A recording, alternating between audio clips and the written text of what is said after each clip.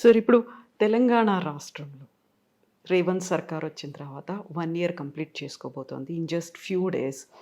ఈ పరిపాలన చూసిన తర్వాత దేని మీద ఎక్కువ ఫోకస్ ఉందనిపించింది? దేన్ని మర్చిపోయారనిపించింది సార్? ఒక మంచి నాకు అనిపిస్తుంది ఏంటంటే, గత ప్రభుత్వం చేపట్టినటువంటి ఆర్థికాభివృద్ధి కోసం విధానాలు, పెట్టుబడులను ప్రోత్సహించడం కావచ్చు, హైదరాబాద్ నగరాన్ని ఒక ఆకర్షణీయమైనటువంటి నగరంగా పారిశ్రామికీకరణకి, ఆర్థికాభివృద్ధికి చూపెట్టడం కావచ్చు, అది కొనసాగించే ప్రయత్నం జరుగుతోంది. దాన్ని అభినందిస్తున్నాం. ఏదో అభివృద్ధికి వ్యతిరేకంగా ఉన్నట్టు కాకుండా సంకేతాలు మంచివి ఇస్తున్నారు. ఒక దురదృష్టం ఏంటంటే, అలవిమాలని హామీలు ఇచ్చి కష్టాన్ని కొని తెచ్చుకున్నారు. అప్పటికే గత ప్రభుత్వం ఉన్నప్పుడే చాలా పెద్ద ఎత్తున సంక్షేమ పథకాలు అమలైనాయి. దానిలో కొన్ని మార్పులు చేర్పులు చేయొచ్చు, కానీ ఆ పైన అదనంగా మరొక 60-70 కోట్లు బహుశా అన్ని కలిపితే, అన్ని మాటలు నెరవేరిస్తే 1,20,000 కోట్లు ఏడాదికి అదనంగా ఖర్చు అయ్యేట్టు తీసుకునేసరికి పచ్చగా ఉన్న రాష్ట్రంలో సంక్షోభాన్ని తెచ్చుకున్నారు. అది ఒక ముఖ్యమంత్రిగా నేను అన్నాను, ఎందుకంటే వారి పార్టీ ఒక కొన్ని హామీలు ఇచ్చింది, అసాధ్యమైన హామీలని. ఆ భారాన్ని విడమే పెట్టారు. మంత్రివర్గాన్ని వాడు తప్పట్టడం కష్టం. మంచి చెడు తప్పు పొరపాటు ముందే జరిగింది. మూడోది, అలాంటి పరిస్థితులు ఏంటంటే, డబ్బు లేనప్పుడు ప్రభుత్వాలు చేయవలసింది ఉన్న డబ్బును సద్వినియోగం చేసే పద్ధతులు ఎట్లా చేయాలి. ఉదాహరణకి విద్యకి బోర్డంత ఖర్చు పెడుతున్నారు. విద్యా ప్రమాణాలు అధ్వాన్నంగా ఉన్నాయి. గతంలోనే 50% పైగా 54-55% మంది పిల్లలు స్కూళ్ళల్లో, ప్రైవేట్ స్కూళ్ళల్లో ఉన్నారు. ఇప్పుడు ఇంకా తగ్గిందని చెప్తున్నారు. నేను ఏమంటాం, 66 లక్షల మంది పిల్లలు ఉంటే తెలంగాణలో స్కూల్ విద్యార్థులు, 21 లక్షల మంది ప్రభుత్వ స్కూళ్ళని ఈ మధ్య అందిన సమాచారం. వాస్తవం కాదు, పరిశీలించాలి. 66లో 21 లక్షలు అంటే దాదాపుగా 33-32% వచ్చేసాం మనం. గవర్నమెంట్ స్కూల్ మీద నమ్మకం పూర్తిగా పోయింది. ఖర్చు ఒక్కొక్క బిడ్డ మీద ₹1,00,000 పెడుతున్నారు.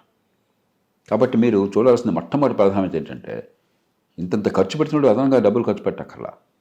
పిల్లల విద్యా ప్రమాణాలు పెంచడం ఎట్లాగా, పరీక్షల పద్ధతిని సమూలంగా మార్చి పరీక్షల్లో నిజాయితీ తీసుకురావాలి, పరీక్షల్లో మేధస్సును పరిశీలించే ఏర్పాటు కావాలి, బట్టి పట్టేది కాకుండా. అది గవర్నమెంట్ స్కూల్ కావచ్చు, ప్రైవేట్ స్కూల్ కావచ్చు, బాధ్యత మొత్తం మీదే. విద్యలో ఫలితాలు తీసుకురావడం బాధ్యత మీది. ఫలితం అంటే పాస్ కావడం కాదు. 96% మంది పాస్ అయినట్టు కనిపిస్తుంటే 10% మందికి కూడా ఆ క్లాస్ లెవెల్లో పరిజ్ఞానం లేదు. ఇంకా పాస్ ఏంటి, దొంగ పాస్లవి.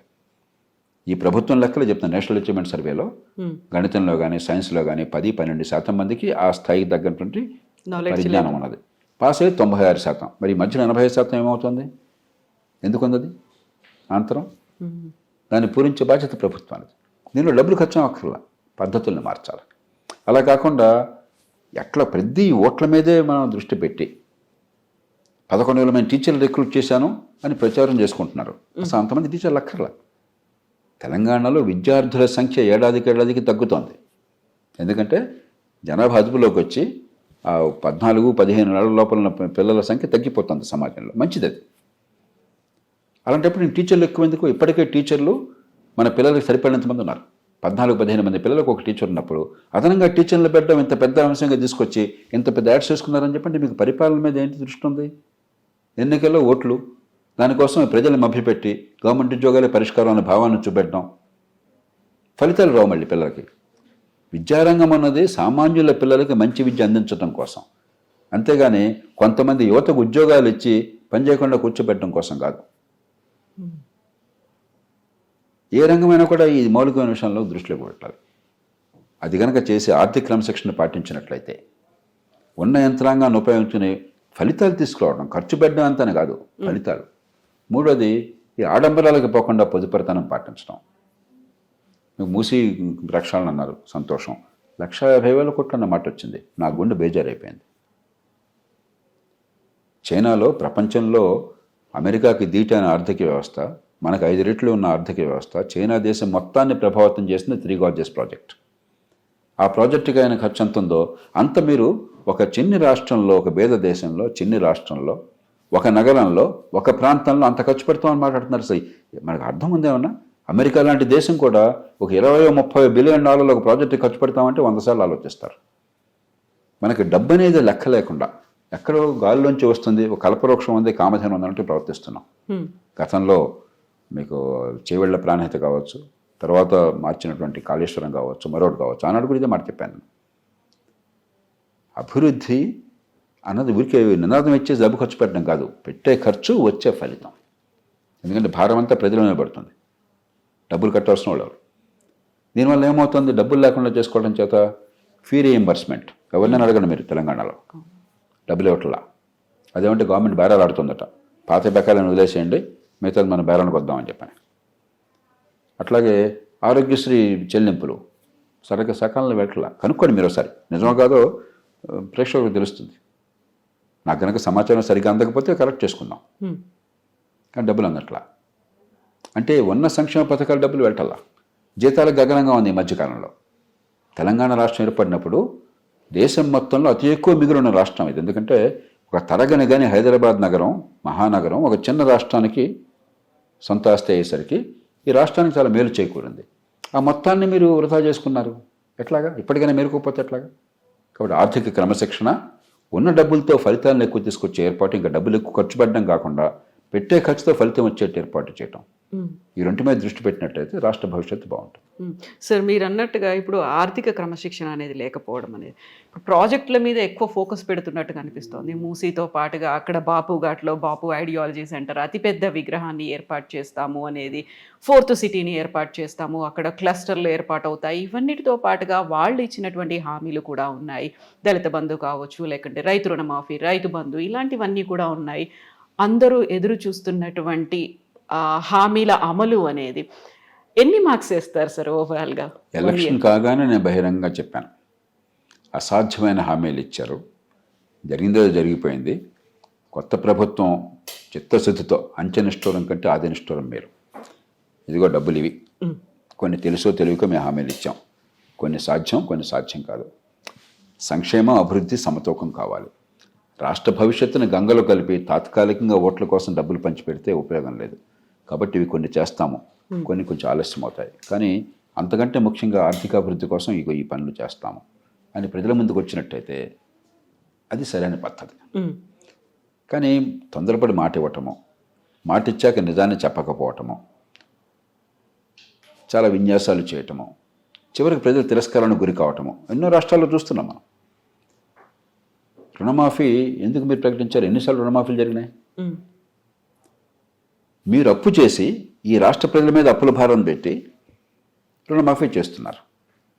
రుణమాఫీలు ఎన్నిసార్లు చేశారు కదా. 1991లో, 89, 90లో అప్పుడు దేవీలాల్, పిపి సింగ్ ప్రభుత్వంలో మొట్టమొదటి రుణమాఫీ జరిగింది. ఆ తర్వాత ఎన్నో రుణమాఫీలు వచ్చినాయి. రాష్ట్రాల స్థాయిలో, జాతీయ స్థాయిలో ఎన్నో రుణమాఫీలు వచ్చినాయి. రైతుల పరిస్థితి ఎందుకు ఇంకా ఎట్లానే ఉంది? రైతులు ఇప్పుడు కూడా ఎందుకని బయట 5 రూపాయల వడ్డీలకి 10 రూపాయల వడ్డీకి తీసుకోవాల్సి వస్తుంది అప్పులు? విత్తనాల కొనుగోలు దగ్గర నుంచి. అంటే ఏమిటి? మీరు ఓట్ల బయటలో పడ్డారు తప్ప రైతుల సంక్షేమం గురించి పట్టించుకోవాలా. తాత్కాలికంగా తృప్తిపరిచి ఓట్లు పొందడమే బాధ్యతగా తీసుకుంటాను అంతే. వ్యవసాయం బాగు చేయాలనే ఆలోచన లేదు. మీకు వ్యవసాయానికి రోడ్ మ్యాప్ ఏమన్నా మీ దగ్గర? వ్యవసాయాన్ని ఆదాయాలు పెంచడానికి ఇదిగో మీ పద్ధతులు ఉన్నాయి, ఈ రకంగా చేస్తున్నాం, వ్యవసాయం మంది పరిశ్రమలా పెంచుతున్నాం, ఎగుమతులు పెంచడం కోసం ఈ ప్రయత్నాలు చేస్తున్నాం, ఇదిగో ఈ రకమైనటువంటి ఎక్కువ విలువ ఉన్న పంట వచ్చేందుకు ఈ రకమైన ఏర్పాట్లు జరుగుతున్నాయి. ఏమో చెప్పండి నాకు ఒకసారి, నాకు అర్థమయ్యే చెప్పండి. అదేం లేదు. ఏదో పాతకాల పద్ధతులు, రుణమాఫీ, మరొకటి. రాష్ట్రం సర్వనాశనం అయితే కానీ చెప్పండి. ఇది ఒక్క రాష్ట్రానికి పరిమితం కావట్లేదు, అన్ని రాష్ట్రాలు ఎట్లానే ఉన్నాయి. దీని నుంచి బయటపడాలి. ఆర్థిక అభివృద్ధి, సంక్షేమం సమతూకం ఉండాలి.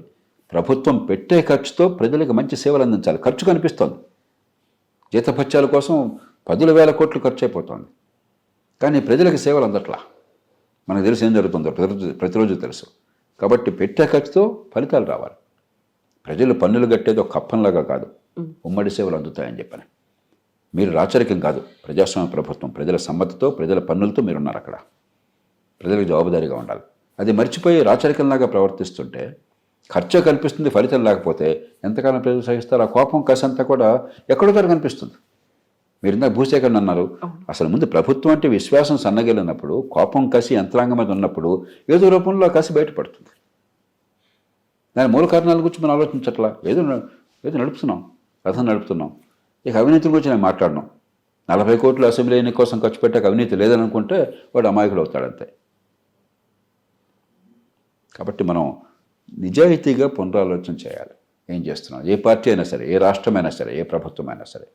సో ప్రజల్లో అసహనం, ఆగ్రహం ఏదో ఒక రూపంలో బయటపడుతుంది అనుకుంటే ఎన్నికల కాలం దాకా ఎదురు చూడాల్సిన అవసరం లేదు. 4 ఏళ్ల తర్వాత మళ్ళీ ఎన్నికలు వస్తాయి. అప్పటిదాకా వీళ్ళు తీర్పు అప్పుడు అనేది ఎట్లాగో చూపెడతారు. మీరు ఎన్ని విన్యాసాలు చేసినా కూడా చాలా ప్రభుత్వాలు అభివృద్ధి మీద దృష్టి పెట్టకపోతే ఓడిపోతున్నాయి. కాదని చెప్పండి మీరు. ఎన్ని విన్యాసాలు చేసినా కూడా, ఎన్ని రకాలైనటువంటి ఈ సంక్షేమ పథకాలు పెట్టినా కూడా, ఎన్ని గ్యారంటీలు ఇచ్చినా కూడా ఓడిపోతున్నారు. కానీ ఆ స్పృహ ఉండదు. చచ్చిపోయేదాకా మనం ఉంటాం అన్న భ్రమతో బతికేసి రాష్ట్రాన్ని, దేశాన్ని నాశనం చేస్తున్నారు. మొట్టమొదటిది. రెండోది, ఎన్నికల దాకా కూడా జనం ఆగట్లా. ఈ సోషల్ మీడియా యుగంలో, ఈ టీవీ యుగంలో వందల ఛానల్స్ ఉన్నాయి, వందల యూట్యూబ్లు ఉన్నాయి, ప్లాట్ఫామ్స్ కనిపిస్తున్నాయి. మరి కసిని పెంచేవాళ్ళు ఉన్నారు, కోపాన్ని పెంచేవాళ్ళు ఉన్నారు, దాన్ని అస్త్రంగా ఉపయోగించుకునే వాళ్ళు ఉన్నారు. రకరకాల రాజకీయ శక్తులు ఉన్నాయి, సామాజిక శక్తులు ఉన్నాయి. సహజంగా ఆందోళనలు, ఉద్యమాలు, హింస చెలరేగుతుంటాయి. కాబట్టి మనం రేపుని గురించి కొంచెం ఆలోచించండి. ఒక మాట అనే ముందు, ఒక పథకం చేపట్టే ముందు, ఒక హామీ ఇచ్చే ముందు రేపటిని గురించి ఆలోచించండి.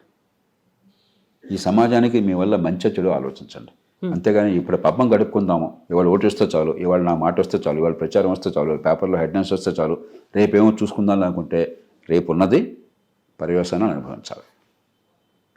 సార్, ఇప్పుడు డిసెంబర్ 7కి 1 year కంప్లీట్ అవుతోంది. ఎన్ని మార్క్స్ వేస్తారు సార్ మీరు 10కి? నేను దానిలోకి వెళ్ళను. ఎందుకంటే కరవమంటే కప్ప కోపం, ఇవ్వమంటే పాము కోపం. ఇందాక రంగాలు చెప్పాను కదా, కనీసం అభివృద్ధికి వ్యతిరేకంగా సంకేతాలు ఇవ్వటం లేదు. హైదరాబాద్ నగరం మీకు పార్టీలంటే కోపం ఉండొచ్చు, ప్రేమ ఉండొచ్చు, పక్కన పెట్టండి. ఖచ్చితంగా గత 20-30 ఏళ్లలో తెలుగునాట మంచి జరిగింది ఏంటంటే హైదరాబాద్ నగరం అభివృద్ధి. ఒకప్పుడు దక్షిణాదిన అతి తక్కువగా ఉన్న నగరం, దేశంలో పెద్దగా తలమానికి కానటువంటి నగరం, ఇవాళ దేశంలో గర్వించదగ్గ నగరం. మరి చెన్నైని దాటి వెళ్ళింది. ఇవాళ చెన్నై కంటే హైదరాబాద్ వ్యవస్థ, ఆర్థిక వ్యవస్థ ఇంకా మరింత బలమైనది. మనం గర్వపడాలి. మనకంటే బెంగళూరు ఇంకా బలమైనది. అక్కడ మనకంటే భౌగోళిక కారణాలు ఉన్నాయి, మనకంటే ముందు కొంచెం ఫస్ట్ మోర్ అడ్వాంటేజ్ ఉన్నది. దాన్ని కొనసాగించారు. చంద్రబాబు నాయుడు గారు దాన్ని ప్రారంభం చేసి గట్టి కృషి చేస్తే, రాజశేఖర రెడ్డి గారు కానీ, తర్వాత వచ్చిన కాంగ్రెస్ ప్రభుత్వాలు కానీ, టీఆర్ఎస్, బీఆర్ఎస్ కానీ, ఇప్పటి కాంగ్రెస్ ప్రభుత్వం కానీ దాన్ని కొనసాగించారు. దాన్ని అభినందిస్తున్నాను. అలాగే ఇంత పెద్ద ఉద్యమం వచ్చి ఆంధ్ర, తెలంగాణ పేరుతో కొన్ని సందర్భాల్లో ద్వేషాలు, కోపాలు వచ్చినా కూడా అవన్నీ పూర్తిగా సమస్పోయేట్టు చేసి చాలా బాధ్యతతో వ్యవహరించారు. గతంలో ఉన్న బీఆర్ఎస్ ప్రభుత్వం, టీఆర్ఎస్ ప్రభుత్వం కావచ్చు, ఇప్పుడున్న కాంగ్రెస్ ప్రభుత్వం కావచ్చు, అందుకు వారిని అభినందించాలి. ఇందాక మిగతా పొరపాట్లు నేను చెప్పాను. మనం ఎక్కడో చోట క్రమశిక్షణ లేకపోయినట్టయితే, సమతూకం లేకపోతే, ఎందుకు రేవంత్ రెడ్డి గారే బహిరంగంగా చెప్పినట్టుగా నేను సోషల్ మీడియాలో చూశాను. ఆయన గతంలో ఎంపీగా ఉండగా, అవునయ్యా మేము మోసం చేస్తాము, మోసం చేయమని మీరు కోరుతున్నారు, అవును, మమ్మల్ని అనే ప్రయోజనం అంటే పైన అంటే మనసులో ఆవేదన ఉంది కదా, ఆయనకు తెలుసు కదా ఏం జరుగుతుందో. ప్రజలే మార్పు కోరుకోవట్లేదా అనిపిస్తుంది ఒక్కోసారి. అంటే విత్తు ముందా చెట్టు ముందా అని. తుది బాధ్యత నాయకులది. వ్యవస్థను మారుస్తామని ప్రజలకు హామీలు ఇచ్చి వచ్చేవాళ్ళు నాయకులు. కాబట్టి ఎన్నికైన ప్రభుత్వాలు ప్రజల మీద బాధ్యత పెడితే, అందులో ఒక పేద దేశంలో పేదరికము, అవిద్య, సరైన సేవలు అందకపోవటము, అధికార కేంద్రీకరణ, దాంతో ప్రయోజనోట హక్కు, ఇది ఒక ఎక్స్ప్లోజివ్ కాంబినేషన్. ప్రజాస్వామ్యంలో ప్రజల తీర్పుతో ప్రభుత్వాలు వచ్చేది ఈ 4 ఉన్నప్పుడు చాలా కష్టమైనటువంటిది. అక్కడ దూరదృష్టి ఉన్న నాయకత్వం కావాలి. ఈ మొత్తాన్ని సమగ్రంగా అర్థం చేసుకుని ఎలా సమన్వయం చేయాలి, ఎలాగ స్వల్పకాలికాన్ని, దీర్ఘకాలికాన్ని మధ్య వారధ కట్టాలి. స్వల్పకాలికం కోసం దేశ భవిష్యత్తును బలిపెడతానని మీరు చేస్తూ ఉంటే మీ పదవుల కోసం చెప్పని దానికి మూల్యం చెల్లించాలి సమాజం. అంచేత నాయకత్వం బాధ్యత తీసుకోవాలి తప్ప ప్రజలను తిట్టే హక్కు లేదు మీకు. ప్రజలు కోరకుండా ఇవన్నీ ఇస్తామని చెప్పింది మీరు. హామీలన్నీ ఒకప్పుడు ఆత్మగౌరవంతో తలెత్తుకుని తిరిగే సమాజాన్ని ఇవాళ బానిసలుగా మార్చింది వాటి రాజకీయం. ఈ మాట నేను స్పష్టంగా చెప్తున్నాను. ప్రజలు కాదు మార్చుకున్నది. పేదరికం ఉన్నప్పుడు కూడా మీరే ఈ గ్రామాన్ని తెలంగాణ చూడండి, కోస్తాంధ్ర చూడండి, రాయలసీమ చూడండి, ఇంకే రాష్ట్రంలో చూడండి, మన ప్రజల్లో పౌరుషం ఉండేది, స్వావలంబన ఉండేది, ఆత్మభావన ఉండేది. ఏ ఊళ్ళో ఆ ఊళ్ళు వాళ్ళకి శక్తికి మించి తలా 10 రూపాయలు వేసుకుని పనిచేసుకునేవాళ్ళు. అది నాశనం చేసింది మీరు. ప్రజల మంచిని నాశనం చేసి ప్రజల మీద దండెత్తే హక్కు మీకు ఎవడిచ్చాడు? కాబట్టి నేను ప్రజలను బాధ్యత పెడితే అది అంతకంటే తప్పు ఇంకోటి. దాని పరిష్కారం లేదు. వినడానికి చాలా బాగుంటుంది కానీ పరిష్కారం లేనటువంటి సమస్య అది. బాధ్యత రాజకీయానికి, పరిపాలన యంత్రాంగానికి, నాయకత్వాన్ని ఇచ్చే బాధ్యత, విధానం రూపొందించే బాధ్యత. అది చేతకాక ప్రజలను తిడుతున్నాం అంతే. Yes sir, thank you so much sir. Thank you.